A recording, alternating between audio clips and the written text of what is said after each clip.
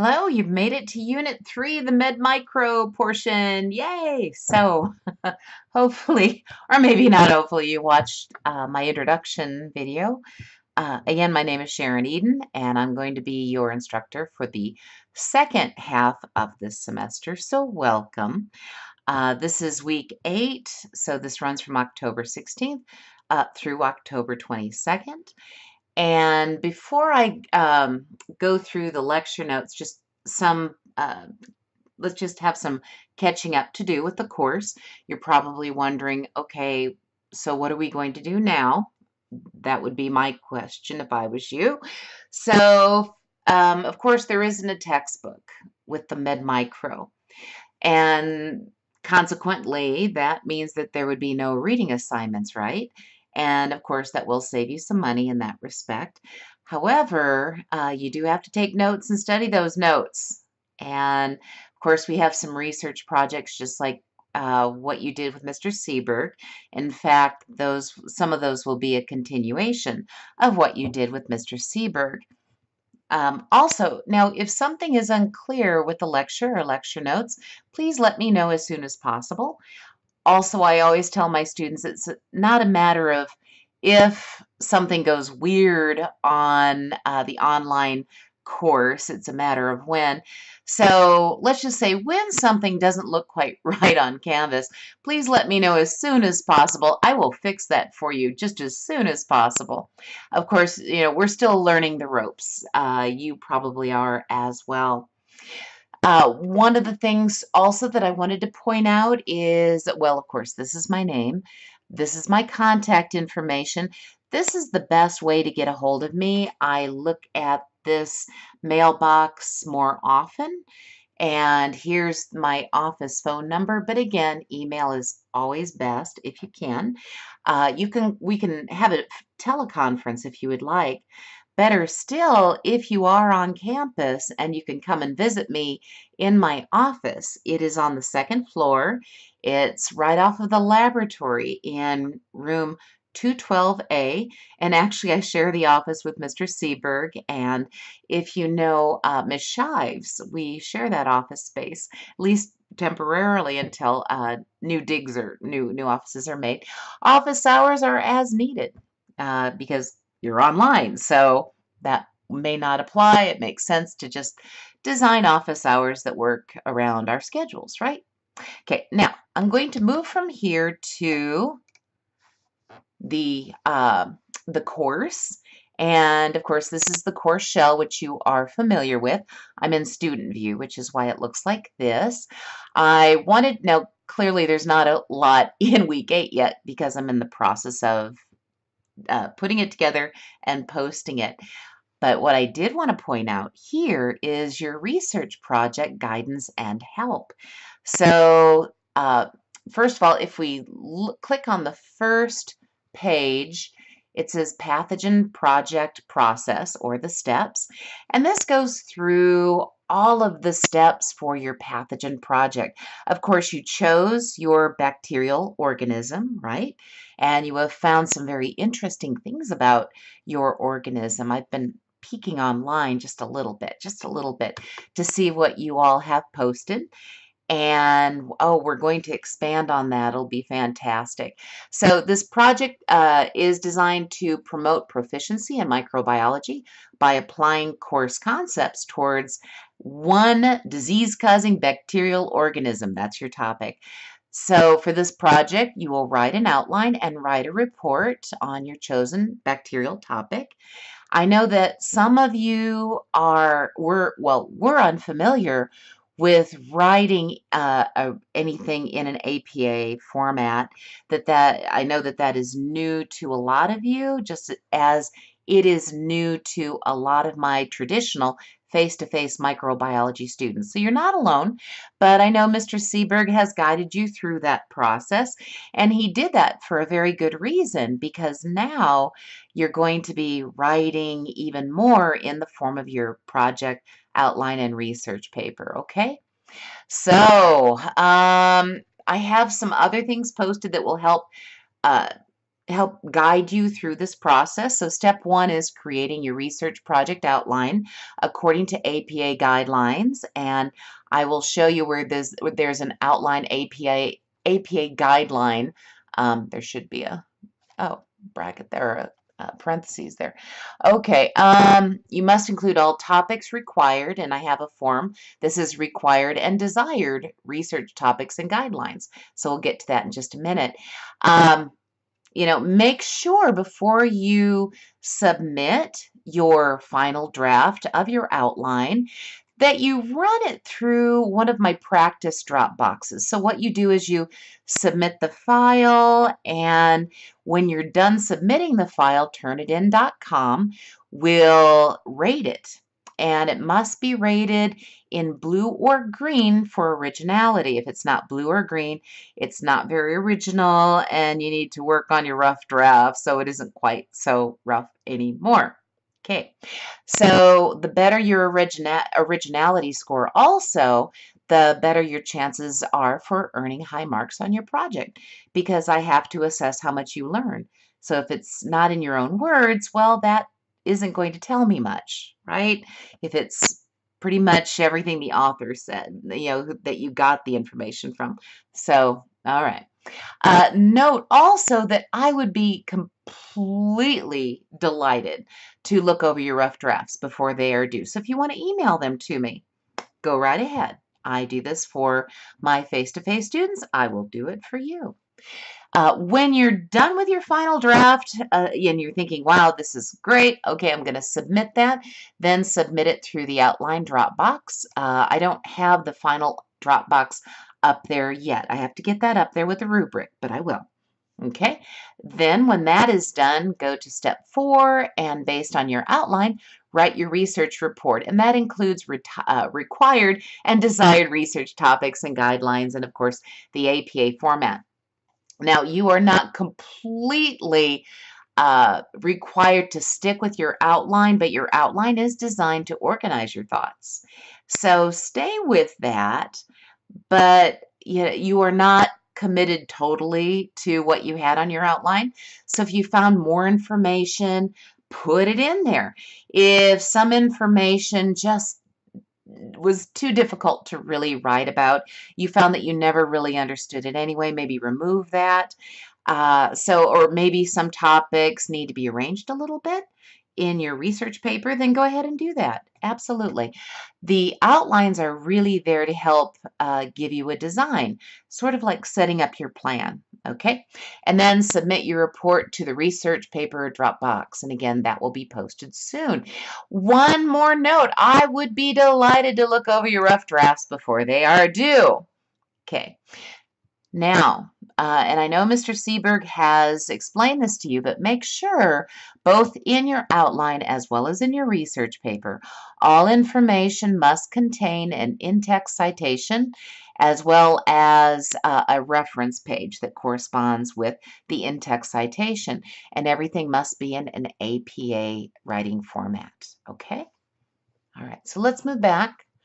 And so as far as the topics that must be included, let's go into that just a little bit. So required and desired research topics. So here we are. Before we do that, let's just do outline APA guidelines. This just gives you the basics. And again, most of this stuff, I know Mr. Seberg has already covered with you. So what's APA? Like Times New Roman, 12-point font, all of that. But here are some more specifics. So a little bit about a cover page, a reference list, and I even have an example here. It's not in medical microbiology, but it gives you an example. It also lets you know that, wow, you're going to do a lot of citing. And let me just tell you, when in doubt, cite it. Okay, don't make the reader have to guess which reference this sentence came from. So I never, ever, ever mark a student off for citing too much. I'm not sure if that's possible. So look at all this citation. Wow. Okay. So again, you have to have your in-text citation as well as the corresponding reference. I also provided a link to something called Well, let me just move to that. When it comes to your reference page, this is a wonderful tool called Citation Machine. Here's the link. Right there is the link. This will allow you to find a book or a magazine or a newspaper or website or journal or film or something else. And it will help you set up an accurate, a reasonably accurate reference page in the form of APA. One thing I mentioned here is that I allow my students to use Citation Machine, but your English professors probably won't. So just be warned, if this works for you now, that's great.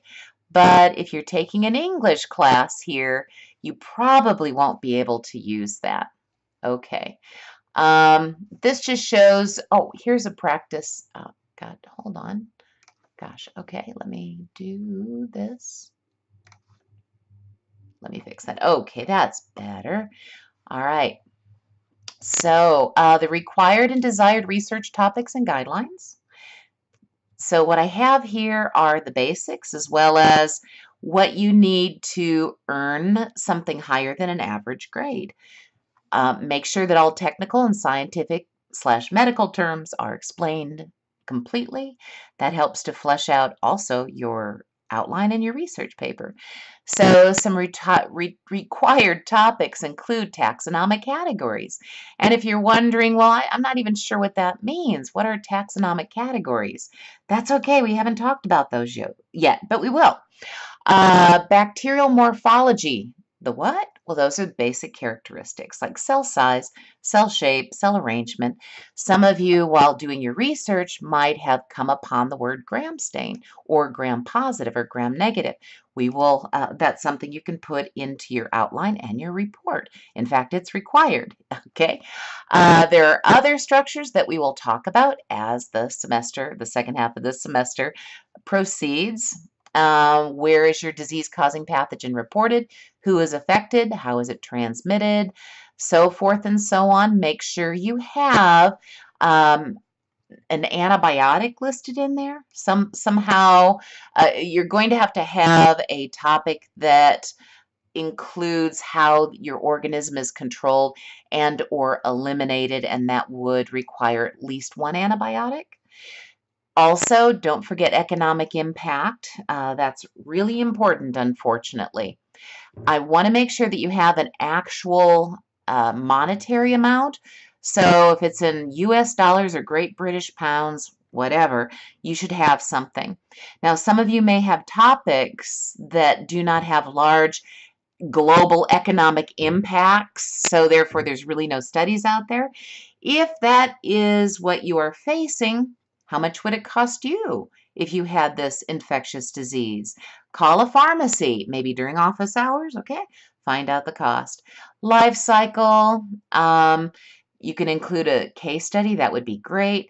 Some advanced topics would include how does your pathogen get around the body's normal barriers? There's physical barriers and or immunological defenses, okay? Are there any tests that you could explain that are used to diagnose this particular bacterial pathogen or bacterial disease? How does the bacterial pathogen cause a symptom? Yeah, why do you get sick after all? Little hint, a lot of this has to do with immunologic responses. Okay, why isn't that highlighting? No, it doesn't want to. Okay, also, how does an antibiotic typically hurt the bacterial cell? Antibiotics are actually poisons. They are designed to kill the pathogen and not kill you. Well, how do they do that? So that would be an advanced topic. Know that I have to assess how you understand, how well you understand the topic. I'm not interested too much about what the author so if you went to the CDC, I know those authors there probably have a clue. They've already taken the courses, they've gotten their grades, but I need to understand what you understand. Okay, so make sure you're writing that paper in your own words. If you have a quote, no points are given for quotes because, again, that's not telling me what you understand, okay? And few points are given for poorly paraphrased information. And my Turnitin.com uh, rating system will tell me how well you paraphrased or did not. Again, make sure that you define and describe your medical and scientific terms, okay? All right, so let's go back. One more thing, and then we'll get started, hopefully fairly soon. Look at all this, my goodness. Okay, so this is the last thing I wanted to show you. This is the practice drop box. So when you click on this, this is just describing what you're going to see. And again, submit your papers to the practice drop box before you submit the final. So you get a reading like this. You'll get a rating. Clearly, this is not going to be good. 65% is, okay, the student didn't paraphrase very well. And down here, you can tell exactly where the student was copying something word for word, and over here is exactly where they got it, word for word. So be really careful about that, okay? And again, I cannot accept any work that is not rated blue or green for originality. So make sure that this number is pretty low here. I don't think it accepts much under 20%. So, okay. And if you have any questions, please let me know. Okay, I'm going to leave that. I'm going to go back into this. All right.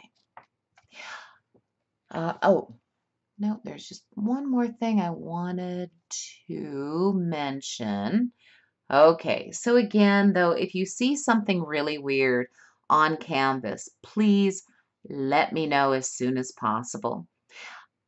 By the way, before we launch into the very first module and the lecture material, I should mention that every instructor has a different style. You know that. That is especially true when you change topics, such as going from physical science, aka chemistry, to biological science, aka microbiology, which is exactly what you're doing right now. Now, I will try to make the transition as easy as possible. If you have any questions or concerns, did I mention, please email me and ask me. Also, now I've been teaching online for over a decade, but I have never typed out or gone off of a script before. So I'm doing that. I provided a script this time, and I believe I'm going to have them posted on the bottom of the PowerPoint slides that I will give you. So all the notes will be under the PowerPoint slide. No, it's a little difficult for an instructor, I think, to go off of a script because we tend to have passion. When you're reading something, it's a little difficult to have passion and to inspire, but I'm going to do the best I can. If I go off script just a tiny little bit like I'm doing now, forgive me for that. This is just something that we do. It's good for AMA accommodations. So we want to be able to provide these for you. I will tell you though, every once in a while, I will ask questions, such as like a little pop quiz. I'm not going to post those right now. What I want you to do is I want you to be listening to the lectures. So there's a lot of questions I'm going to throw out there, and I will answer them, but you have to listen to the lectures to get those. So it's like Easter eggs in movies, okay? All righty. So let's get started. So for the week of October 16th through the October 22nd, and normally my weeks also end on Sunday nights at 11:59 p.m., just like Mr. Seberg's. The only exception will be finals week. And check your syllabus for that schedule. So what are we going to do? We're going to comprehend the impact of microorganisms on society, describe the contributions of microbiology pioneers towards our understanding of infectious diseases. We're going to explain the germ theory, the what? The germ theory, and appraise the mounting evidence linking normal microbiota with human health and disease. Over to the right, it says your weekly assignment has to do with normal microbiota. So we'll talk about the posts as far as your assignment at the end of this lecture. So stay tuned for that. I always provide terms for you to know at the beginning of every module and lecture. So here are the terms you need to know, terms that I will cover. At least I intend to cover these. Okay, and again, these are the objectives, or the what we're going to cover. Sometimes I have other objectives listed, or particular concepts that I really want you to pick out. So I won't be very subtle about those. I'll tell you directly, oh, hey, I'd know that if I were you. So those are coming up. But for this introductory lecture, this module, it's a lot of who did what, sort of when. You don't need to know any dates. Just know the roundabout time. Okay, time, and we'll talk about the golden age of microbiology. So was this person around before, during, or after the golden age of microbiology? If you've got that one down, I think you're going to be just fine. Okay, moving along. So microbiology, how about we define microbiology?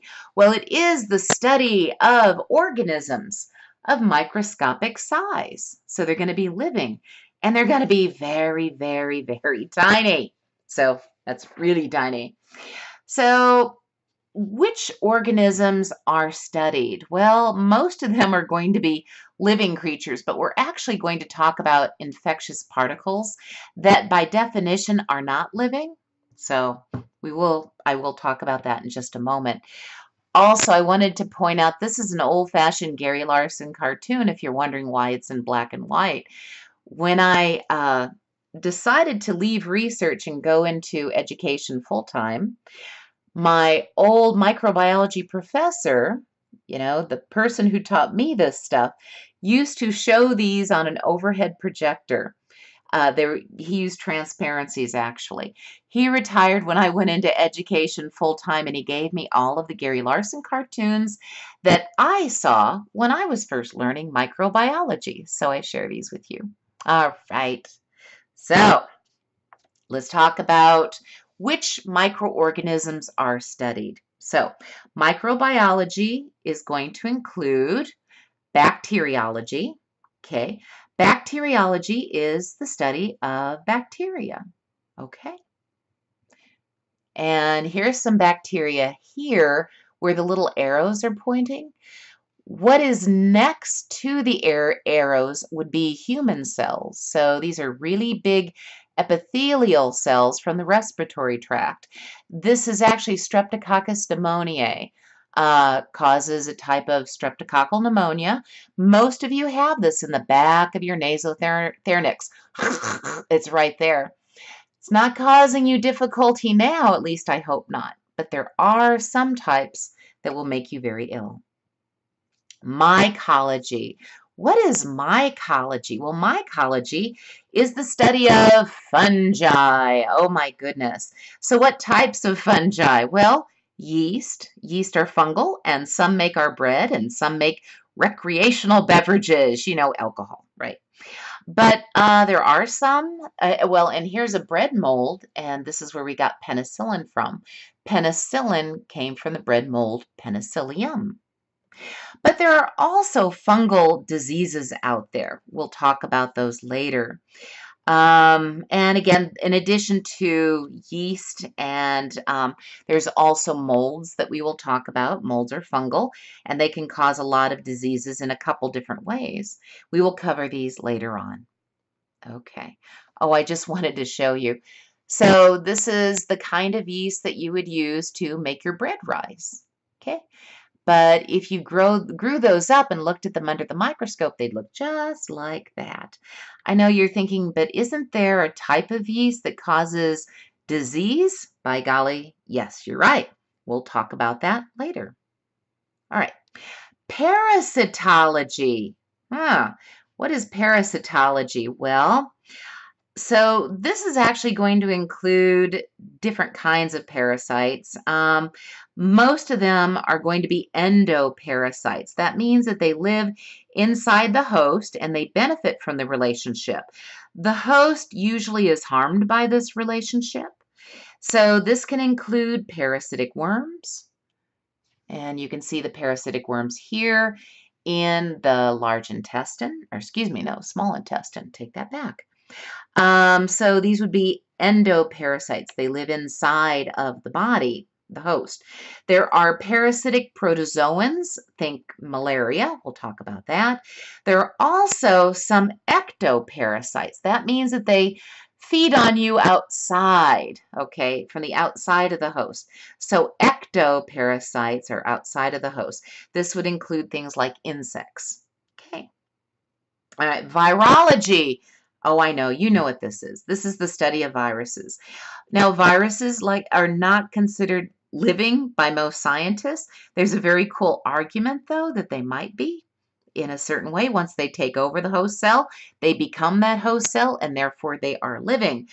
But the infectious particle itself is not alive by biological standards. So, and I know they're not living, but we still include them in microbiology. And that's pretty cool. And here is an infected cell, and the viruses are leaving the cell. So this would be a host cell like yours, and these would be the little viruses that are leaving. So yeah, these cells look very, very weird when they are infected, right? Okay. Now, we are also going to include host defenses and immunology here. So it's not just a matter of microorganisms getting into the body, it's how they overcome our defenses and what we do to try to defend ourselves. This is very much a part of medical microbiology. And by golly, we're going to save that towards the end. Okay. All right, some more terms to start us off before we continue.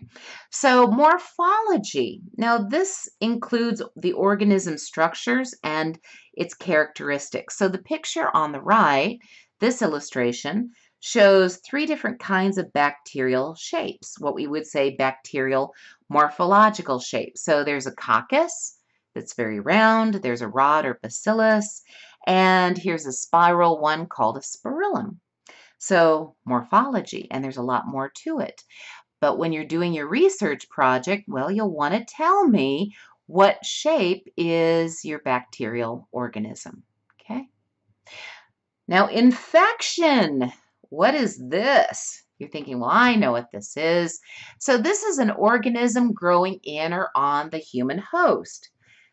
Now, infections are not disease. That can be something very different. So you are infected right now with lots of normal microorganisms right now. Okay? All of you are infected. But that doesn't mean that you have disease, right?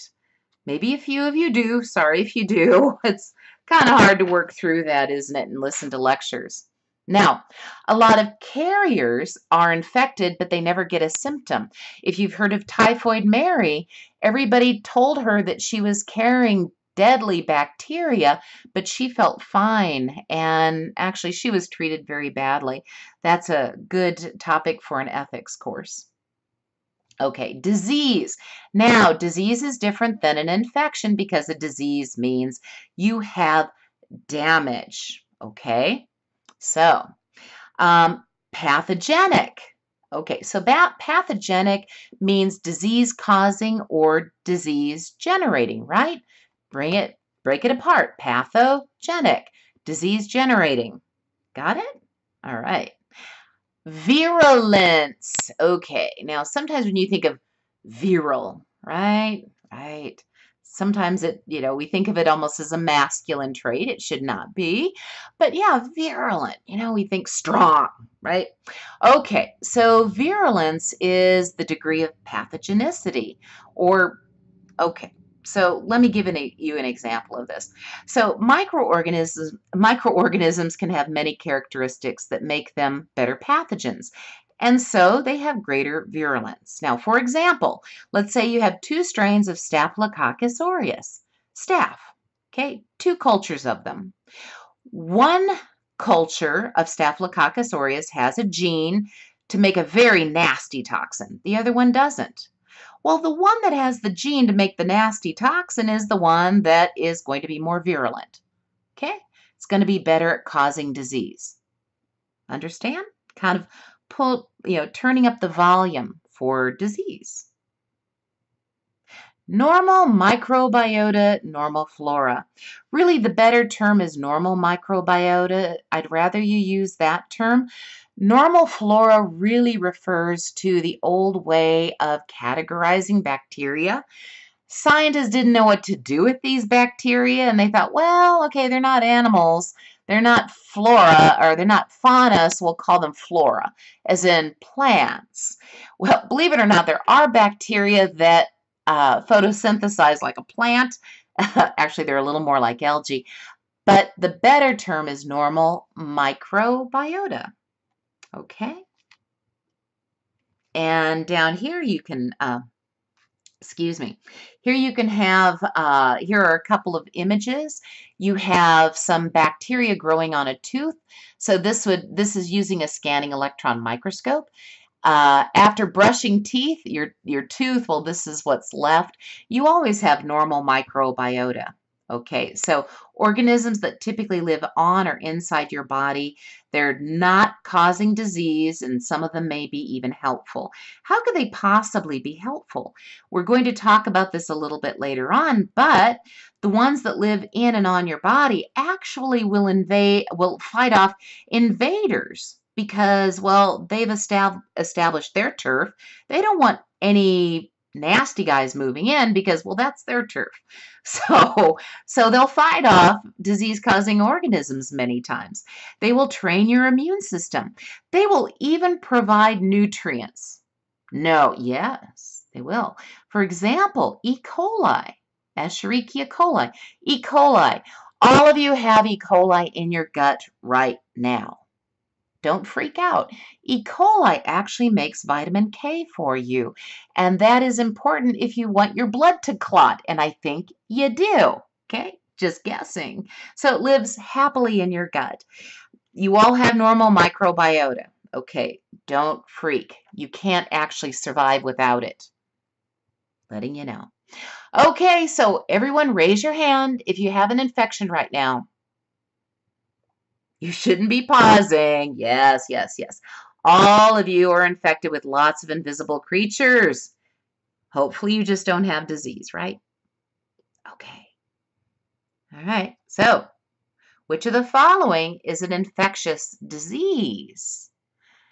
Oh, cancer? Well, or, actually, we do not consider cancer an infectious disease. You can't get it from someone else. You can't get diabetes or high blood pressure. So it's a disease, but it's not infectious. How about AIDS? AIDS, yes, absolutely. AIDS is caused by an infectious virus known as human immunodeficiency virus, or HIV. So we would really say, yeah, that AIDS is caused by an infectious agent. But there you go. So that's the difference. Infectious, can I give it to you? Okay, then it's infectious. If I can't give it to you, I cannot give you diabetes or cancer. Then no, it can't be infectious. You okay with that? All right. Bugs. Oh no. Now, when conversing with professionals or with a microbiology instructor like me, or in your research paper or project, okay, please don't use the word bugs.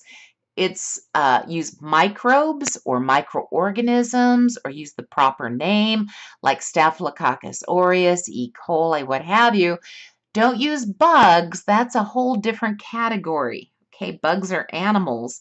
And we do talk about some bugs because they do transmit infectious diseases. And yes, some are ectoparasites, but don't use the bug. Don't use the B word. But little side note. All right, I might have to use the B word bug a little bit later on when referring to superbugs. You sort of need to do that. And when you are in the clinic, when you're having a conversation and trying to communicate with your patient, you probably will have to use the word bug. Okay. This will, because your patients are probably going to be more comfortable with that term, but your colleagues, no, you probably want to be a little more specific, and it's important to know the difference, okay? Especially if you are educated, which you are all being educated, yes. All right, so the impact of microorganisms on society. Okay, so let's talk about how infectious diseases have changed history.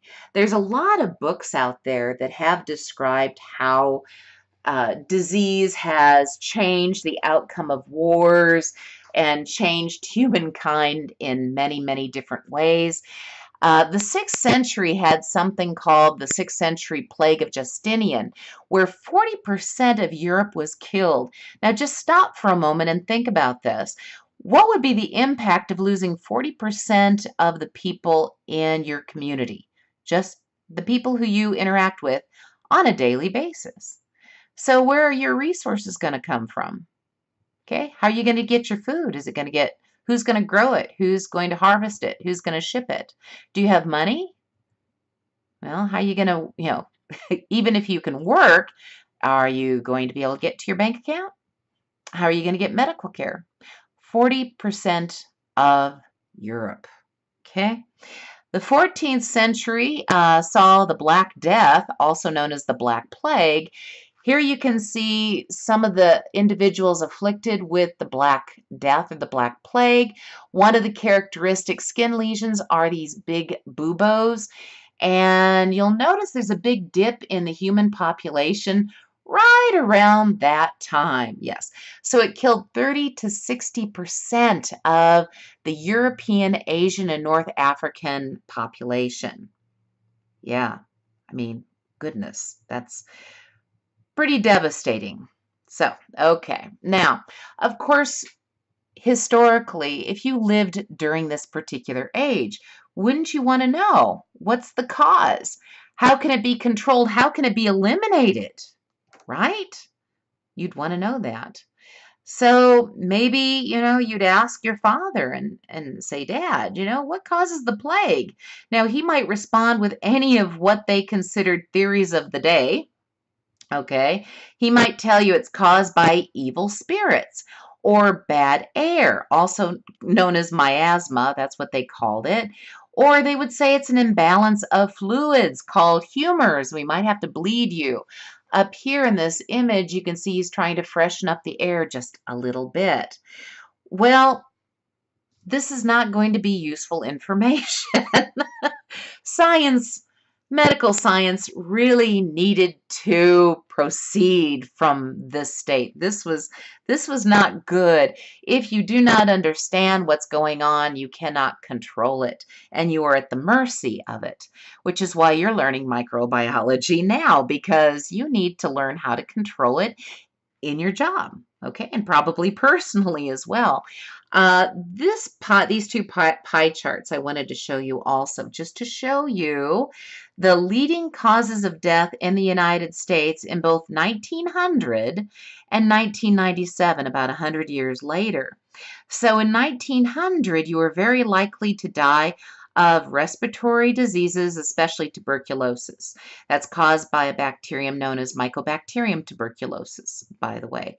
Or you would die by some other kind of pneumonia caused by some kind of bacterium, a bacterial organism, or a virus. A lot of things cause pneumonia.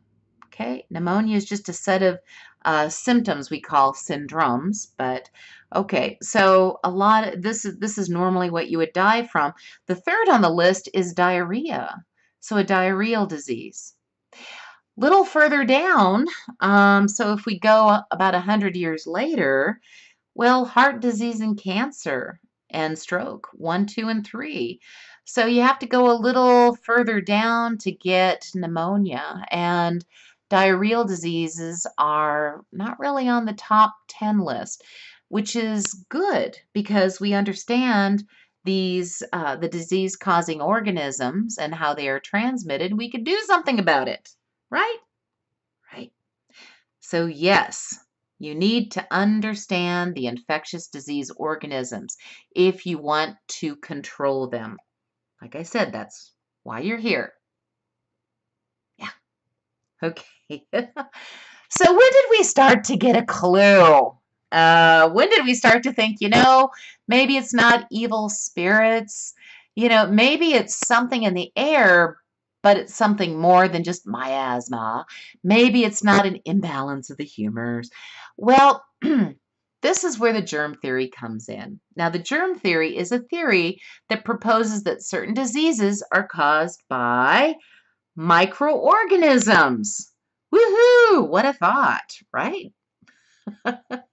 So these guys, and this is a broth culture in a test tube, and you can see there's something growing here, and you have to, in order to see these microorganisms, they have to be in huge amounts. Otherwise, they're not visible. But if you left broth, like some kind of nutrient broth out, they will grow in there and they will multiply, and you will definitely see a cloud forming. So there you go.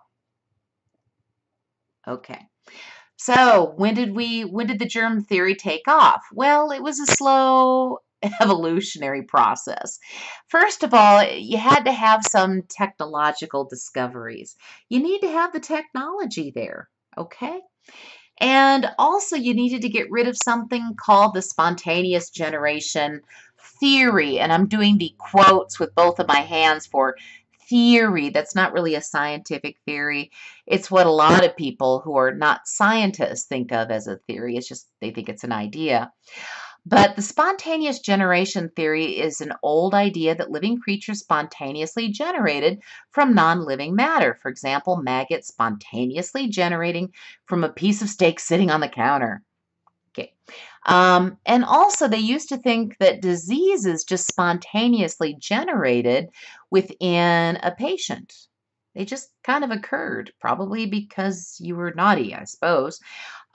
So again, they would even think that this in the broth just spontaneously appeared. You have to provide the right stuff, the right nutrients, but living creatures will just spontaneously generate from non-living material. How about some scientists, some of the technology, okay? So first of all, let's talk about a Dutch merchant, and his name was Antony van Leeuwenhoek. And he was the one who first discovered he invented the microscope. Okay, so this is way before what we call the golden age of microbiology took place. So we needed to get the technology going. This was about 200 years before the golden age of microbiology. Now, you might think, what an amazing scientist he must have been. No, he wasn't a scientist. He didn't even go to the university. He couldn't even speak Latin. By the way, if you were educated, you spoke Latin in that day. He was a merchant, so he worked with dry goods. He sold stuff, like a lot of textiles, actually. But he did have a hobby. He would grind lenses and he would make spectacles. And some of these lenses were so good, well, it was allowing him to see the quality of the fabric that he was purchasing. And he kept working at it and working at it. And eventually his lens system was so powerful, it allowed him to see invisible creatures. Da-da-da-dum. Okay. Yes, he did. And he called this system of this lens system a microscope. And this is the microscope. Over here, I know it doesn't look like much. The lens is here. There's a little specimen holder. There's a way to adjust the stage. I know it looks nothing like what we think of as a microscope. If you ever want to see one of these, I have one in my office. Don't tell Interpol and the Dutch authorities that I have one of his microscopes, okay? Just kidding. It's a reproduction. But they're hard to come by. So if you do want to see one, it's kind of cool. You'll probably never see a real one again. Just saying. Okay. So he looked at most everything he could get his hands on, and he called the tiny creatures swimming around, moving around, he called them animalcules. Well, he didn't know what else to call them. This is the first time anybody ever saw these things. And he very carefully kept a journal, and he examined size and shape and movement and made drawings just like the ones up here that are quite famous, actually. Um, and again, the microscope is strange, but hey, this is the first step. Because of this invention, he was the first person to see invisible creatures. Yeah, he was. He gained notoriety and fame and became a member of the Royal Society of England. If you're thinking, I've never heard of this, well, it's a very prestigious organization to belong to. Only scientists, who spoke Latin, by the way, were typically invited to join. So he started out in a very humble position, and there you go. Now, this is a little video clip that shows animalcules at work. Actually, they're bacteria. But you can see how he would draw some of these things and the movement going on. There's some dotted lines. So this is what he saw. Well, close. To be honest, the resolution here is much better than what he would have had with his primitive lens system. But it's close. Okay, so we have some technology. We can see that microscopic organisms exist, but can they cause disease? Well, no. Again, we have that silly spontaneous generation thing. So to progress and to evolve with the germ theory, we have to get rid of spontaneous generation first. So, okay. So, we still had to convince people who believed in spontaneous generation and a lot of superstition that disease didn't just spontaneously appear in the body.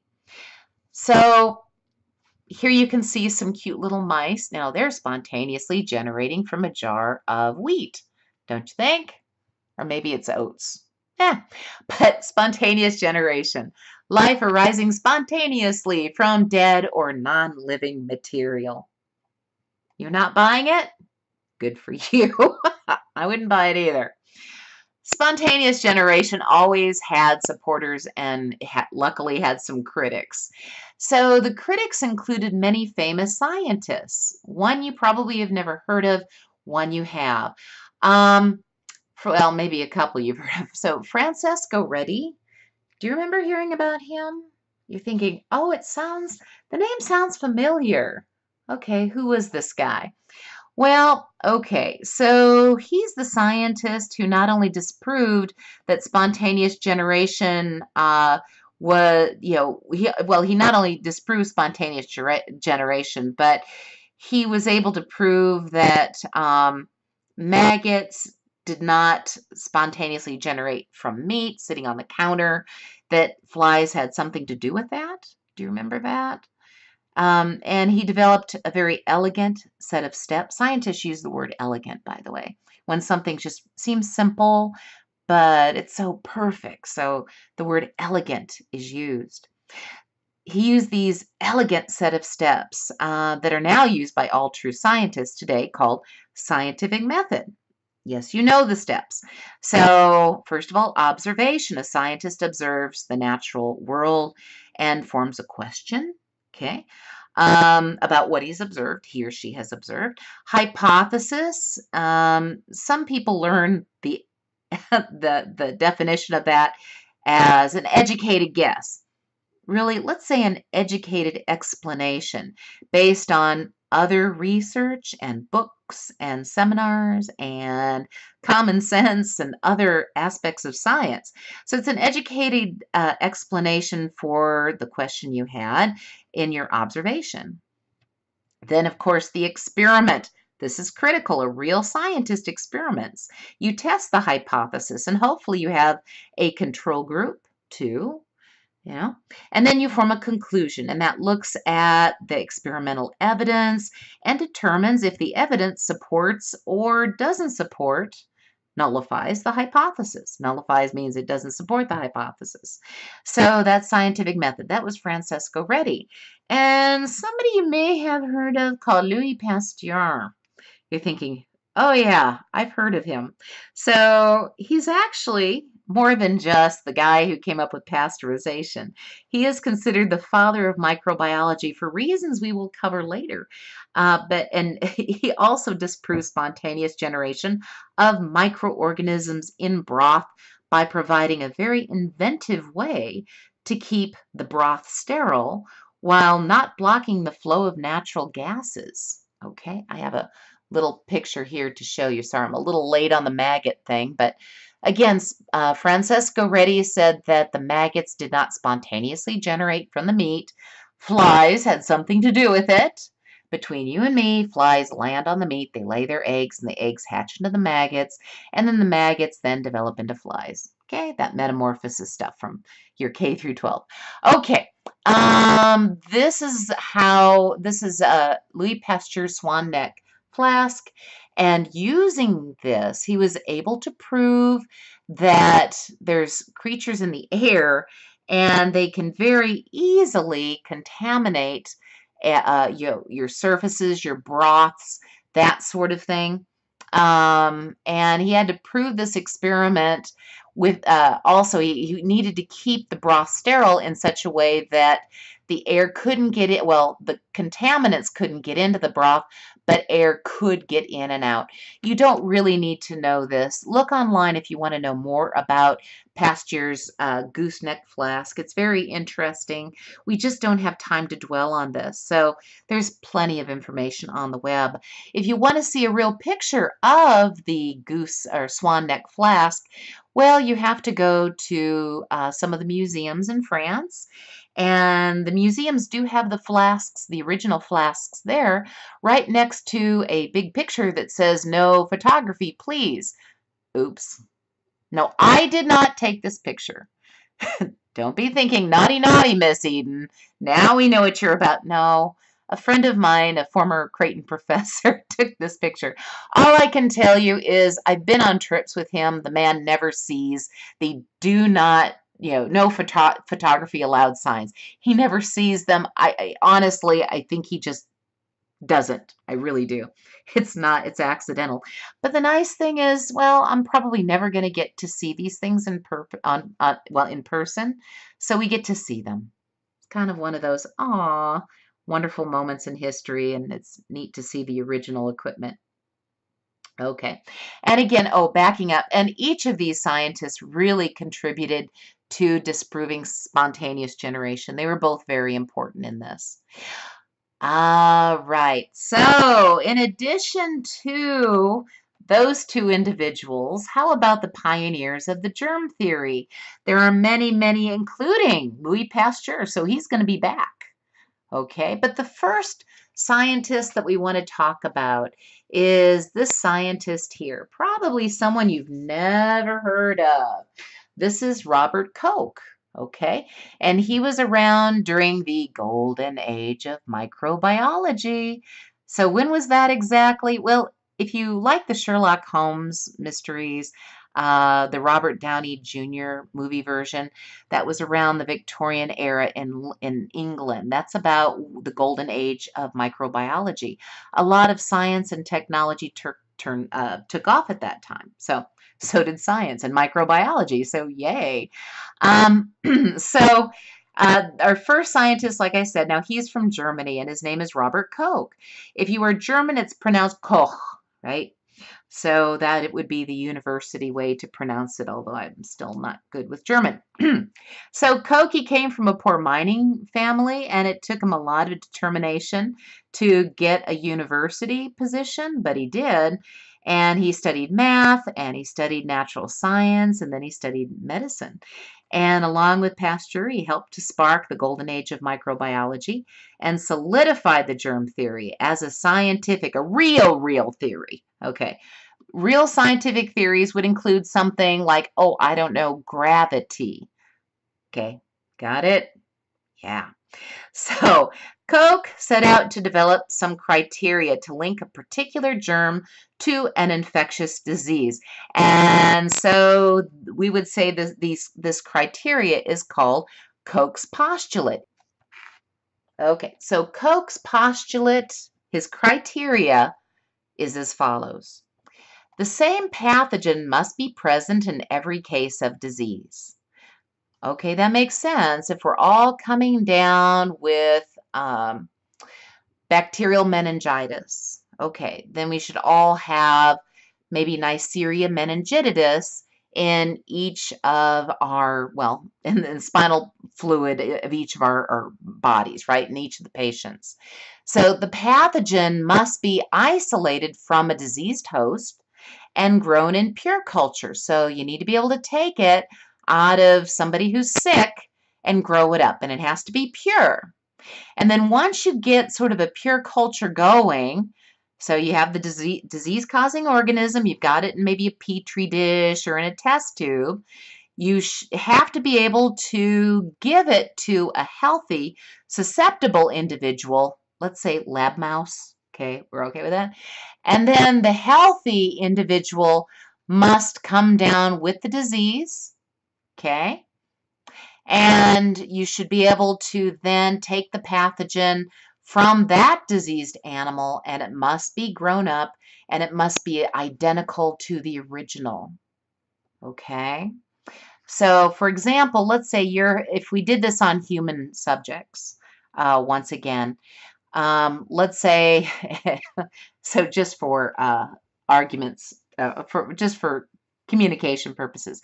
Again, if I had bacterial meningitis, Koch's lab would have to isolate the bacterium that's in my spinal cord fluid. They'd have to grow it up in a petri dish, make it pure, and then they'd have to give it to, ooh, I don't know you, because you don't have bacterial meningitis. And then you would come down with the same disease, all the same symptoms, but then from your spinal fluid, he'd be able to, again, make a pure culture, and it would have to be the same thing that I had in my spinal fluid. Okay? All right. I would have mouse A and mouse B. Maybe I should have done that. Of course, we do not do that to humans. That is more than just a little unethical, but there you go. All right, moving to Louis Pasteur, the father of microbiology. So, what did he do in addition to disproving that silly, spontaneous generation notion? What did he do to get this particular title of the father of microbiology, particularly when Koch was, he came up with Koch's postulate, which was amazing. But Louis Pasteur did use Koch's postulate. He did. And they were both around about the same time. They were competitors, fierce competitors, but they very much respected one another. But again, a little bit about Louis Pasteur, why the father of microbiology. Well, one of the things you should know is that he is a French chemist, or was a French chemist from the Sorbonne University, which is a big university in France. Okay. And the whole thing, okay, you know Louis Pasteur as the guy who came up with pasteurization. But how did that all come about? And what is that? Well, it all started with some sour vats of wine, and also there was some beer that had gone bad. And this was in 1849. Again, this is the golden age. The beer and wine merchants were losing lots and lots of money, and the age beer and wine was big, especially since the water wasn't very safe to drink yet. So beer and wine was the safest thing to drink in most cities anyway. Now, they asked Louis Pasteur to identify what was going on with the wine vats. And of course, come up with a way to prevent the problem from occurring. So you need to understand the problem if you're going to control it and stop it. So what Louis Pasteur found out was that the good healthy vats, they were in sealed barrels, and inside he would find it would be alcohol. There'd be alcohol in there. And he would see little yeast guys, and here are some yeast cells here. So all you would see in a good healthy barrel would be yeast guys, and the yeast guys are making alcohol. Okay, so these are good yeast. Got it? Okay. But what about the bad types of uh, barrels, the flasks? Why were they going bad? Well, he found that those barrels had cracks sometimes. The seams weren't closed or something went on in there. And in those vats, he also found a lot of bacteria. Sometimes that's all he found was the bacteria. So the healthy vats had yeast, the bad vats had bacterial cells in there. So, all right, we would say really the bad vats, the ones that became acidic, were kind of putrid, sour, acidic. And in fact, he took some pH readings, and yeah, they were very acidic, but you could smell it and taste it. It smelled like vinegar. Okay, so he correctly reasoned that the acid-producing bacteria floated in, perhaps in the air, floated in through the cracked barrels, just because of the air, the circulation. These invisible creatures are out there. And he thought, okay, to solve the problem, why don't we heat the vats, and that will kill any bacteria, and that's called pasteurization. And then you can add healthy yeast, seal it up, and it's all good. You don't have to worry about bacterial contamination and kind of putrefaction of the vats. Okay, so, and considering how they just became kind of putrefied, like putrid, he also related this to human disease. He thought, well, goodness, are there little invisible creatures kind of getting in the body, and those are causing disease? And a lot of scientists had already said this, but this was just working towards an understanding of how microorganisms, how germs cause disease, and maybe what we can do to prevent this. Okay? All right. So understand also that infectious diseases were very important to Louis Pasteur. 3 of his 5 children died of typhoid fever. So he was very much, he was destined to become a medical microbiologist. Okay. So this heating up process, of course, we call pasteurization. Some breweries will use filters instead, but pasteurization is a way of reducing like bad bacteria or bad contaminants. It's not sterilization, and we will talk about the difference coming up. So what else did he do? All right, so here's a little story. It has to do with fowl or chicken cholera. Okay, so this was a disease that was spreading through the flocks of chickens throughout Europe, killing entire flocks within 3 days, usually 2. So if you were a small farmer, maybe this was your only income and maybe your only source of food. This was going to be devastating to you and to everyone's economy. Pasteur was called in and quickly realized that the germ was bacterial. It was kind of rod-shaped, okay? And he figured out that it was spread through animal feces, and then it got into the food and water. We kind of call this the fecal-oral transmission route. So from sick birds' feces, it would be picked up by healthy birds through food and water, through feces, fecal-oral transmission. And then these animals would then get very sick. He was very proud. Now, in the laboratory, he had demonstrated the germ theory and gone through Koch's postulate to do that, all right? So he was going to have a really big public demonstration. Okay, so he isolated the bacterium and he knew that it would kill chickens very quickly. And he was all ready to prove his findings. And he had a big flock of chickens and they were ready to go. And he gave them the bacterial germ and they lived. They didn't die. They didn't get cholera. They didn't get the symptoms. Well, that was humiliating. Okay, oops, too soon, sorry. But you know what? A good scientist? All right, well, you can feel really bad for a day, maybe two, but you go back and you figure out what you did. What did you do differently? And Louis Pasteur did that. He found out what was wrong and he realized the culture was pretty old. So, because he was waiting for the demonstration, he thought, okay, I'm going to do a fresh culture. They're going to be good to go. And, oh, we're going to make this demonstration even bigger. We're going to go out. We're going to get more chickens. And we're going to add the new chickens to the old chickens.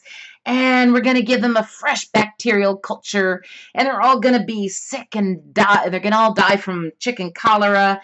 And he did that. And the new chickens died. The old chickens did not die. They were given the healthy bacterium, the healthy germ. They did not die. Oh my. So again, when you're setting up for a public demo and it keeps going bad, that could be, again, a little humiliating. But you know what? He thought about it for a little bit. And he'd done a lot of reading about scientists that lived in England. The scientist had given something called cowpox to people to protect them from smallpox. Now, cowpox would give you a little blister, little lesion. But if you had that, you wouldn't get the very, very deadly smallpox. And he thought about it and he realized, we have something here, and that this is a major moment in medical history. So Pasteur realized that giving animals weak germs, the weakened form of the germs, we call this we call it attenuated, somehow that protects them from very strong and virulent germs. Now, Louis Pasteur did not understand how and why this happened any more than that little English country doctor did. Because you'd have to understand the immune system, and that is a difficult thing to understand, as you will find out soon enough. But again, he realized that he could protect many animals, including humans, from diseases if he gave them the weak form of the germ. And he had a method to do that. It was a method to train, we know, the animal's immune system without causing disease. And Pasteur was the first person to use or coin the word vaccination. Vaccination. Louis Pasteur coined the word vaccination. And where did he come up with that name? Well, he came up with this because the little English doctor's name was Edward Jenner. And I know you're still trying to find the link between vaccine, and Edward Jenner. But it's a Latin thing. You know, those smarty pants, people who know Latin. Okay, vaca, as in vaccine, means cow. So Louis Pasteur knew that every time somebody talked about his findings, they'd have to talk about Edward Jenner and smallpox. And he was right, wasn't he? He had us from then on. Now, did Louis Pasteur make other vaccines? Yes, he did. So he created an anthrax vaccine. So this is a bacterial organism, Bacillus anthracis. It protects sheep and cattle and humans. Although, to be honest, that has always been a bit of a difficult vaccine. It's kind of tricky. But anthrax is so awful and deadly and horrific that, okay, it's kind of worth the risk. He also developed the first rabies vaccine. Now, this was very, very difficult for him because rabies is caused by a virus. Viruses are really, really, really, really, really, really small. And Okay, the microscope that they had at that time, that wasn't going to cut it. The technology was not there to see viruses back then. They knew that there were infectious particles, but yeah, they couldn't isolate it. So he really couldn't exactly go through Koch's postulate. He couldn't grow them up in culture. But he knew that the infectious particles, whatever they were found in the brain of a rabid animal. Rabid, right? So he kept rabbits around and he would give them rabies, and then he would take out their brain and he'd dry out the brain, and the bits and pieces of the rabbit brain had the infectious particles that cause rabies. So then he injected the dried rabbit brain material into laboratory dogs. I know, let's not think about it. But it protected them from rabies. So he was having great success with that. And they were wondering, well, what about humans? But remember, he's a chemist. He's not a physician. Well, then, um, about that time, there was a 9-year-old boy by the name of Joseph Meister, sorry, can't pronounce it, and he was mauled by a rabid dog. Now, understand that boy, everybody knew was going to die horribly, just like every other rabies victim in recorded history, except for actually 2. But you know what? The 2 that survived didn't really survive. It was awful. So, although Pasteur was a chemist, he risked his career to save the boy, gave the boy the vaccine. Pasteur had determined that the virus was really, really slow, and he was pretty sure that if he gave the vaccine, even after exposure, it probably would give the boy some protection. The boy lived. Yay! And Pasteur was a medical hero. Yay!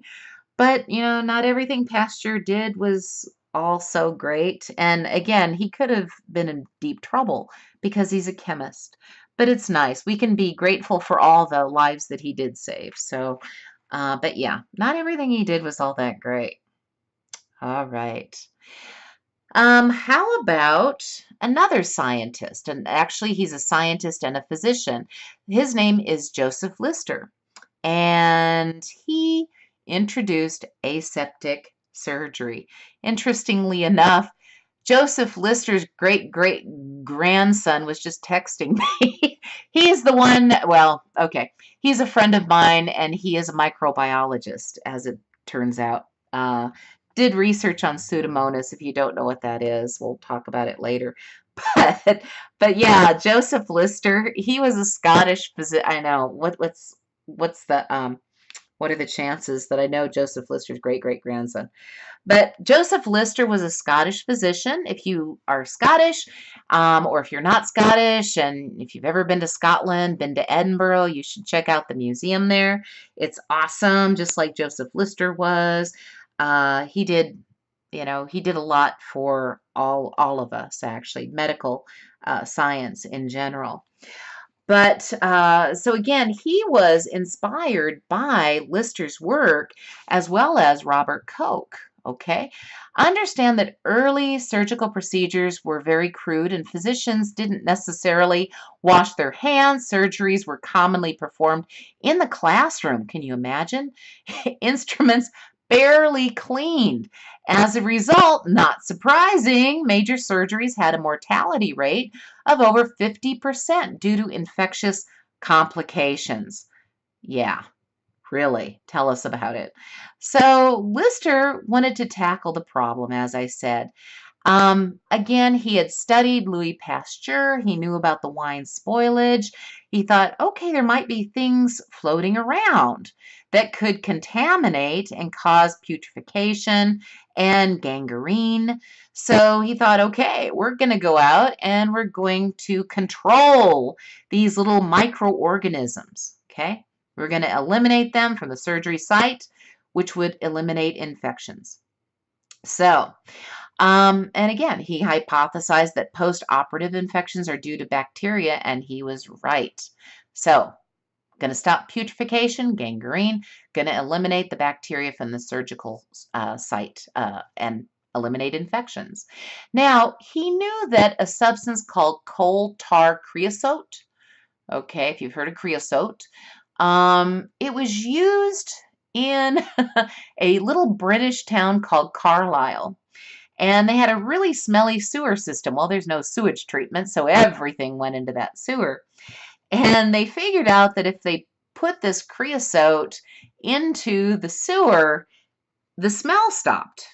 And he thought, well, I wonder if that's because it killed the germs, killed the bacteria.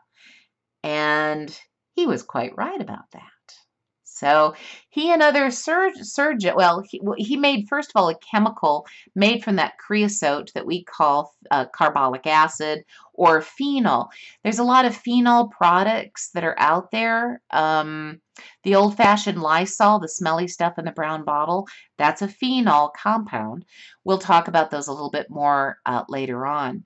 So he and his surgeons started to wash their hands. They washed surgical instruments. They washed the bandages. They sprayed this stuff in the surgical room. And voila. You know, it wasn't perfect because they didn't have everything that we have now, but they were really able to reduce post-operative infections. And they kept publishing and lecturing, and it was fantastic. Now, there was another scientist, physician, by the name of Ignace Philippe Semmelweis. Okay. Now he lived again, and he was working in the golden age of microbiology. He was around and he was reading Louis Pasteur and Robert Koch and Joseph Lister. Well-read man, good scientist. Now he was a Hungarian physician, but he worked in Vienna in a major Viennese general hospital. So that's in Austria. Okay. Now, he observed and statistically proved that poor charity mothers and their poor little infants had an unusually high mortality rate in the hospital. So the disease that the mothers and the infants were suffering from was called puerperal or childbed fever. We know it's kind of a type of strep that they were getting. So what was happening? Well, he knew that, and everybody pretty much knew that if a pregnant woman couldn't afford a midwife, she eventually had to offer herself to medical students, as this was a teaching hospital. To be honest, the pregnant women, they would get a midwife to begin with, but then they were handed over to the medical students and to the physician teachers. Interestingly, the women in the community actually knew about the high death rate, and the physicians, they didn't know why, but they tried to have enough money ready to hire midwives all the way through the whole process. Okay? So again, if you couldn't afford a midwife, you had to offer yourself to the medical students. So what's going on there? Well, okay, so they weren't really washing their hands, or maybe just to kind of get goo off. And if you understand how the doctors took their rounds, you will understand how this happened. The doctors always did thorough examinations of the mothers and babies after they did their medical rounds. So where did they stop off before visiting the mamas and the infants? That would be the autopsy room. There you can see an autopsy being performed. You can see the physicians, and all they really care about is keeping their clothes clean. So there's no gloves, there's no personal protective equipment at all. And again, they're not doing anything to really disinfect their hands or protect themselves or protect the moms and the babies. Okay? So, like I said, Semmelweis knew the works of these other scientists, and he introduced hand washing with chlorinated lime solutions. So with that, he was immediately able to reduce the incidence of the fatal puerperal fever from 10% in all of these women, the poor women, to only 2%. And you have to consider that that's pretty good because the medical students didn't like him and they didn't get it. So are you going to do what you're told if you're told by somebody you didn't like and if you didn't understand germs? Okay, well, try telling the next person who leaves the women's or the men's bathroom to go wash their hands. See how well that goes over. And the doctors didn't like him either because, well, who is he telling them what to do? And the older physicians didn't see how they could possibly be responsible for spreading a disease when they felt just fine. Remember what I said about being a carrier? And they couldn't see anything on their hands. Smells fine to me, looks good to me, my nails look okay. Well, a little dirt, but what the heck? And most physicians never, ever used a microscope back then. In fact, a lot of physicians don't necessarily do so now either. But, and again, they could always argue, well, they always did it that way and it's fine. Semmelweis, even though he was very successful there, he was frustrated and he left. And he left Austria and went back to Hungary. So I'd like to say that he was happy there. He was not, but we won't go into poor Semmelweis, except to say that there is something called the Semmelweis reflex. The Semmelweis reflex or Semmelweis effect is a metaphor for the reflex-like tendency to reject new evidence or new knowledge because it contradicts established norms, beliefs, or paradigms. And this is something that happens a lot. Let's leave the golden age of microbiology and talk about a couple of heroes of mine. So these are two Aussies, two Australian researchers by the name of Robin Warren and Barry Marshall, excuse me. And they taught us a little something about the cause of stomach ulcers. Thank goodness. So, little background. I used to end up in the emergency room all the time with bleeding ulcers. This is bad because you're vomiting blood, actually. And doctors would say, well, ulcers are caused by two things. Number one was stress. Okay, well, I was a college student. Yeah, duh. And, sometimes you have complex life situations. Yeah, okay, stressful. And, okay, then stop with the hot, spicy food. And they would basically treat the symptoms. That wasn't useful. And I kept going back and back and back to the hospital. So, could the doctors be wrong about this? Well, the thing is that the information was out there that something else might be going on, but the Semmelweis effect sort of kept physicians from maybe changing their tactics and their methods. So, a little bit about these two scientists. So, there's Dr. Robin Warren, and now Dr. Warren was a pathologist at the Royal Perth Hospital in Australia, and he observed bacteria in biopsied tissue samples from ulcers. And he hypothesized that, hey, it's the bacteria and they have a role in causing ulcers. Now, he did realize that not all ulcers were going to be caused by bacteria, but he was pretty sure that they had some big major role. Now, no one wanted to believe this, and probably for some of them had a good reason. A lot of his colleagues, people throughout the world, believed that no bacteria could survive in the acidic environment of the stomach. Okay, and plus everyone already knew that ulcers were caused by stress and spicy food, right? And it would be much too embarrassing to call the patients back and admit maybe they were wrong and needed to do something else instead. So, okay, and then walks this other physician scientist, and he was a very young doctor, and he was looking for a research project, and his boss at the time suggested that he get a hold of Warren, told him about the project. Now, something about Marshall, he was a natural salesman, and he had a big flair for the dramatic. Ah, bless his veins and his arteries. So, yay, that was all good news for me. So, here's what they did. So, Warren and Marshall, going through Koch's postulate, right? They were doing all of the steps of Koch's postulate and the germ theory, and they were able to culture and isolate the bacteria that caused stomach ulcers. And here they are here. And here's some of the epithelial cells, and the little suckers are everywhere. This is what it would look if it was how it would look if it was a cartoon. This organism is Helicobacter pylori. I know at least one of you is very familiar with this.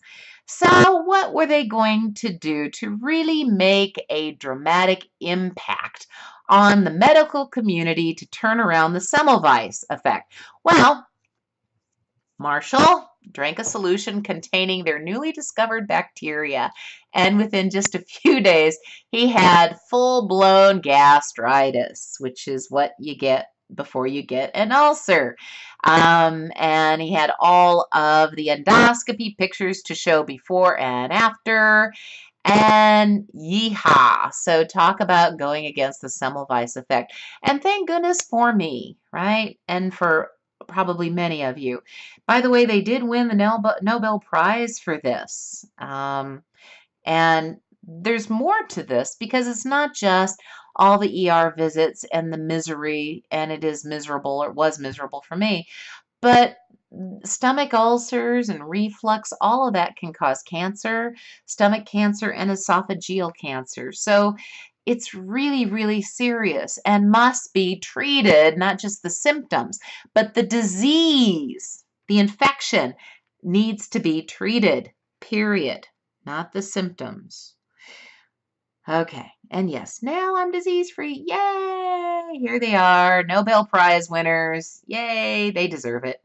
Okay, really quickly, even though I am a medical microbiologist, and this is really a medical microbiology little mini course, but I did want to mention there are other reasons to study microbiology. A lot of people work in food production and they use yeast, the happy, good yeast to make beer and wine and bread, and the same yeast, well, at least sort of, makes the alcohol for your gas tank. It's all ethanol, by the way, but don't drink what's out of the gas tank because they add other stuff to that. So pooey.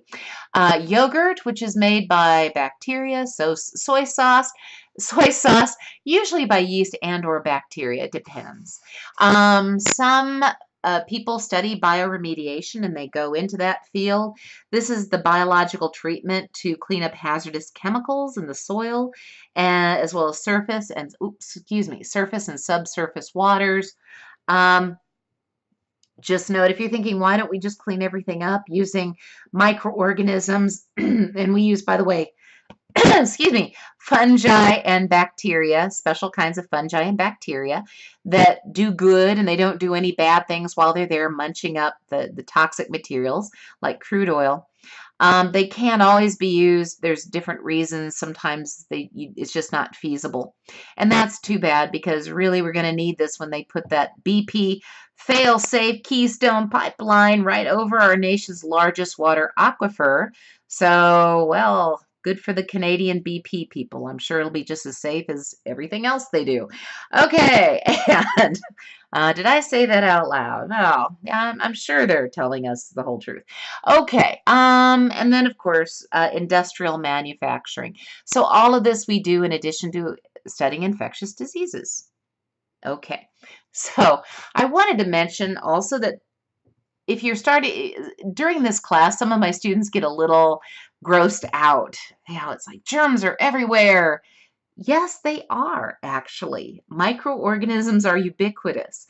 Now that word it's an English word. It's not a scientific word. It just means they're everywhere. So add it to your vocabulary. Okay, you're getting an education. It's okay. They are people are constantly touching them, picking up on their skin, breathing them in with every breath, consuming them with every drink of water, every morsel of food. So you're always in contact with microorganisms, always. And note that not all of them are bad. Some of them you cannot survive without. If you take a sterile lab mouse, for example, and decide like PETA you're going to let it go, it will die very quickly because it doesn't have any normal microbiota. It will die. In the laboratory, you have to feed them special nutrients and keep them away from even the most mild of infectious organisms. So it's terrible. You have to have your microorganisms. The thing is, though, why don't you stress your immune system and all your defenses? You know, keep your skin healthy. That's your first line of defense, okay? Keep your immune system going. You know, keep the stress levels down. That's something you can do. You can't get away from microorganisms, okay? Now, Because there are so many microorganisms out there, the diversity is completely overwhelming. So as scientists, how do you study this stuff? I mean, really, they're invisible. That makes it pretty difficult. Sometimes it's hard just to even find these little creatures. So, well, scientists do what everybody does when they have just an overwhelming amount of stuff to deal with. Yeah, they put them into groups, compartments, that sort of thing. They characterize things, put similar things in similar groups, and there you go. So scientists group all living things, as well as microorganisms, into groups according to common characteristics. Makes sense. Now, the most specific group is called the species. And the organisms of these particular species then have a species name. And it's written according to what's called the binomial system of nomenclature. So as humans, okay, we have the scientific name of Homo sapien. Okay, that's what we are. We are Homo sapiens. We have two names, a first and a last name. Dogs, Canis familiaris. So there you go. And that's just to give you a taste. I'm going to Look, I want to start seeing a lot more of you in the lab. Fine, I'll gain weight. Sorry, I forgot I had that sound bit in there. The joke is from Real Genius. It says, I want to start seeing more of you in the lab. The student says, fine, I'll gain weight. Ba-dum-bum. Okay. Actually, let's start with, again, microorganisms. They tend to be of microscopic size. You know, for a long, long time, people didn't know how to categorize these things, and anything that didn't have a true nucleus, they kind of threw together, and they put them into something called the prokaryote group. Pro always means for, kary is like a nucleus. So these are cells, they didn't even evolve a nucleus yet, and they kind of threw them all into a category. Now, just so you know, we tend to measure microorganisms, creatures of microscopic size, in a metric unit called a micrometer. Hey, or micrometer. Okay. Sometimes we call them microns, M-I-C-R-O-N-S. Microns. We really want to sound cool. By the way, for those of you who are starting to do your cell characteristics, what is your bacterial size? Okay, each cell has a cell size, and you're going to have to report what the size is, at least in general. Okay, get kind of an average. Now, how are you going to find that out? And let me tell you, if you Google it, you probably won't find it, not very easily. So where could you find it? All right, go to Google Images. Google the species name of your organism. Okay, so if it was Staphylococcus aureus, you'd Google Staphylococcus aureus, and then you would Google 3 letters, maybe SEM. That's for scanning electron microscopy, or just microscopy. Okay, that's the hint. So your species name and 3 letters, SEM. A good, smart person working the microscope, again, this is an electron microscope, they will have a little bar down here, okay, a little micrometer bar, and they'll tell you how big this is. From here to here is 5 micrometers, or micrometers, right? And you could say, well, let's see, that would be, well, let's see, anywhere from maybe 2 micrometers to 3.5, maybe 4 micrometers, okay? So you can give a range that way. This will save you some grief. If you start emailing me about can't find the size, I'm going to be repeating this to you. So, okay, hopefully you've got that. Now, way back in the day, they used to throw all the organisms that didn't have a real nucleus into one category called Monera. And we don't use that term. That's a bad word. We don't use that anymore because scientists learned that there's actually such a difference between bacteria and some other prokaryotes that I'll talk about that you can't lump them together. Oh no, can't do that. So they decided instead of having the five kingdom system, they'll probably still use five kingdoms for categorizing things, plants and animals and fungi and all that.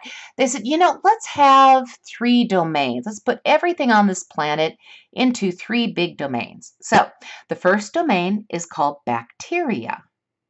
Okay. Guess where your organism fits, by the way. What do you think? Your organism. Is your organism a bacterial organism?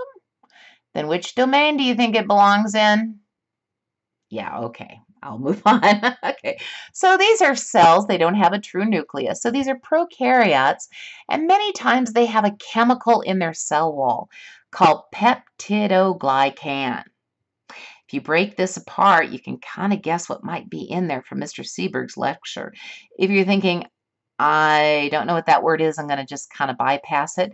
Well, you sort of can now, but I'll tell you what, that word, you're going to know it by the end of the course. And usually we categorize different kinds of within the bacterial domain, we tend to put them into categories, smaller categories, according to the type of cell wall they have. So for those of you who found out that your organism is gram-positive or it's gram-negative, what are they talking about? They're talking about the cell wall type and what kind of peptidoglycan and how much they've got. That's what they're telling you. More later. Okay, so that's the first domain. What is another domain? Well, the other domain is known as archaea. I'm not going to really talk about these guys. They used to be thrown together with bacteria because, again, they didn't have a true nucleus. They're prokaryotes. But they are so different. Some of these live in your gut, and nobody pays any attention to them because they don't cause disease. It's like nobody cares about them. But anyway, they belong in a kingdom called Archaeobacteria, but we won't go into it. But they live in really weird places that nothing else could survive. They're cool. Okay, domain number 3, this is the eukarya, and they include eukaryotes. That's every living creature on this planet that has cells with a true nucleus. So, what kinds of cells have a true nucleus? Well, who's a eukaryote? Well, we have a true nucleus, so we do. Dogs do. Insects do. Plants do. Fungi do. Protozoans, well, all they usually are is a single cell, but they have a true nucleus. So all of those guys belong to the domain eukarya. All right, so one of the things in your research project requires you to know some of the taxonomic categories. So taxonomy is just the study of naming things, and there's a hierarchy from the very broad to the very specific. So when it comes to, the biggest, broadest category, you have to have the domain. Which domain did yours belong to? You have bacteria, don't you? Yeah, okay. And then you have to include the kingdom. I'll tell you what, your kingdom isn't going to be much harder. Families are important. The genus and a specific epithet. And the strain, you're going to need to know if your bacterial organism has any particular strain. Now, why do I have the word strand there? There is no such word as strand. Okay, that should have been moved over a little bit. But there are bacterial strains, not strands. Okay? Okay, so let's take a look at these. Whoa, okay, well, so E. coli, we tend to use E. coli frequently as an example, a model, and we tend to learn a lot about other things by just learning about models, and E. coli seems to always be one of my favorite models, which is why you guys could not do your topic on E. coli. But okay, we have domain. Now, domain, like I said, is the broadest category. For E. coli, it is, what did you think? Bacteria, very good. What kingdom might it belong to? Well, it turns out that the kingdom that bacteria belong to, the true bacteria, are eubacteria. So it's bacteria with an E and a U. That's the kingdom. Way back when we threw it in Monera, but remember that's a bad word now. We don't use that word. Okay, so there's a phylum that you don't have to know for your paper, but it's Proteobacteria, class Zymobacteria, order Enterobacteriales, family Enterobacteriaceae. Family names always end in EA. It's or EAE. It's that Latin thing, by the way. And then down below, you have something called a specific epithet called, or excuse me, a genus called Escherichia, specific epithet called coli, and the species name is Escherichia coli. And if you abbreviate it, it's a capital E with coli. Did you ever wonder what the E in E. coli stands for? No? Yeah, I mean, if you ever saw it, it was always abbreviated like that. Well, it's because in the media, nobody wants to spell out Escherichia. Can you imagine? Okay. Now, the right way to do this, if your topic was Escherichia coli, you always have to spell out the entire species name. Okay, exactly. You have to spell it all the way out. But after you have introduced your organism, you may abbreviate it. But there are some rules to this. When writing a species name perfectly, and you want to write your species name perfectly, there are rules, and I'll talk about it in just a moment. By the way, look at the strain here is 0157H7. We'll talk about that also in just a moment. How about our other little example? How about staph? What you think of as staph is normally Staphylococcus aureus. So notice how E. coli and staph both have the same domain and kingdom there. Different phyla, though. Phyla is plural. So in Staphylococcus aureus, it's Firmicutes, or Firmicutes. Class is Bacilli, order Bacillales. The family Staphylococcaceae. I know, Gesundheit. The genus is Staphylococcus. The specific epithet is aureus. And the species name written perfectly is Staphylococcus aureus. Now, here are the rules. And like I said, notice that in my examples, that the species name always consists of the genus and the specific epithet. This is the binomial system of nomenclature. Binomial means two names. You have a genus and a specific epithet. Put them together to make a species name. Escherichia and coli to be Escherichia coli. Staphylococcus and aureus to make the species name Staphylococcus aureus. But there's more rules. So, the first letter of the genus is always capitalized. Here and here.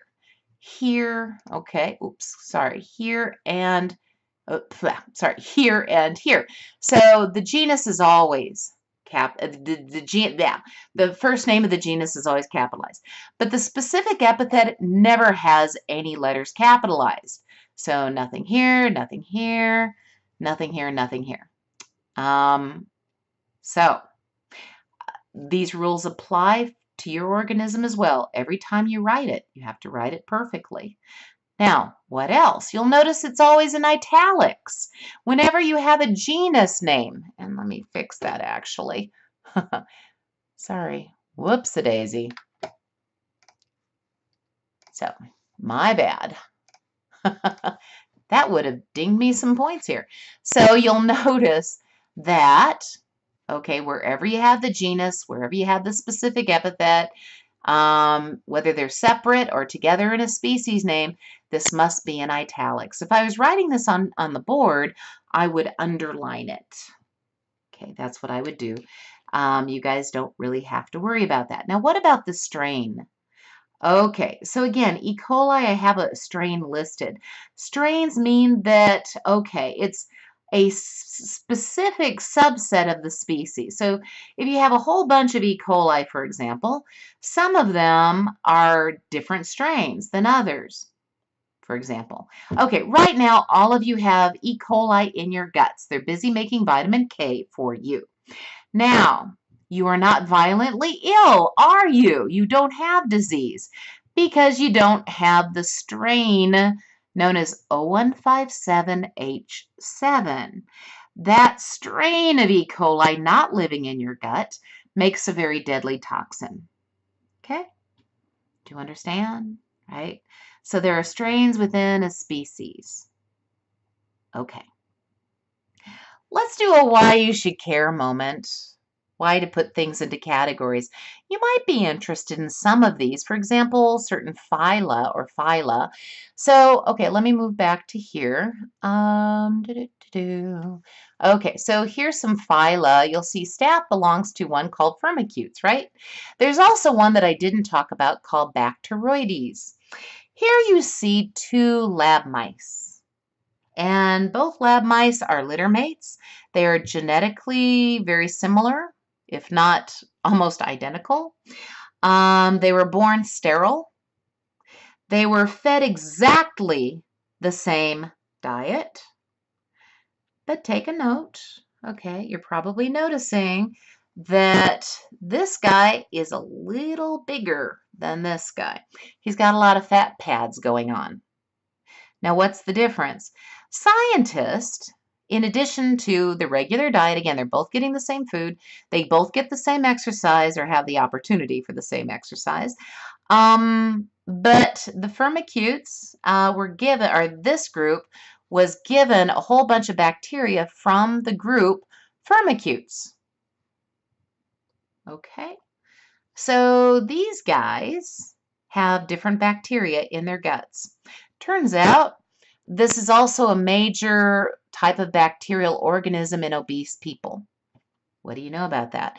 Turns out skinny people as well as skinny mice have more Bacteroides. Now I know what you're wondering. How do I get the probiotics? Well, or maybe you're thinking this. Well, I'm not really sold yet. Well, why don't we do this? Let's give both these mice, well, they're actually groups of mice, but let's give them all some serious broad-spectrum antibiotics and wipe out all of their normal microbiota. So here they are. They've just been given antibiotics and they have nothing in their guts. No microbiota. Again, they're given the same diets, but now what we're going to do is we're going to give the little chunky guy over here Bacteroides, and we're going to give the skinny one Firmicutes. What do you suppose happens? Yeah, you guessed it. So, for example, we know that some people have a big imbalance of their normal microbiota and they get ill, they get disease. By the way, when you get an imbalance of your normal microbiota and you get disease, we call this dysbiosis. Okay? So because of disease and because of a little something called the Human Microbiome Project, scientists are now finding huge links between sugar metabolism and type 2 diabetes and normal microbiota. Lipid production, we're talking the bad cholesterol numbers, linking that to normal microbiota. Fat production and how fat pads are distributed. I can say this. Yeah, normal microbiota. Let me move through here. Irritable bowel syndrome and Crohn's disease. Yeah, normal microbiota. Believe it or not, we found some microbiota that have been known to even pause the menopausal bone density loss. I went to a conference in San Antonio. There's a group doing clinical studies. They're hoping to provide probiotics to not only stop postmenopausal bone density loss, but to reverse it using certain microorganisms. And by the way, it's also linked to depression. Yeah, sleep disorders. And if you're thinking, well, that's just kind of crazy. I'm not sure I believe it. Well, when you're done with the lecture in your spare time, Google it. It's very easy to find. Google search normal microbiota and psychiatry or anything else. We also have something else coming up anyway. I just wanted to show you, by the way, there's a big gut-brain axis. And we know that a lot of serotonin, that neurotransmitter, as well as a few others, are produced more in your gut than they are in the brain. And we know that normal microbiota, that they can actually communicate and trigger neurotransmitters to get to the brain and even send messages of their own. So this is an unusual thing that we're figuring out right now. I know, right?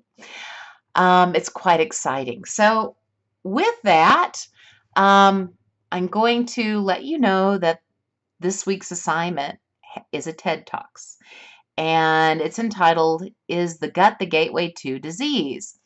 So hopefully you will enjoy this. I will put the links and the assignment up on the line as well as the rubric, so you will have that available. Thank you for your attention. If you have any questions, please let me know. Again, I'm trying to go off the script and I'm like, oh, I can get. But if you have any difficulties, please let me know. And you guys have a great week. Thanks.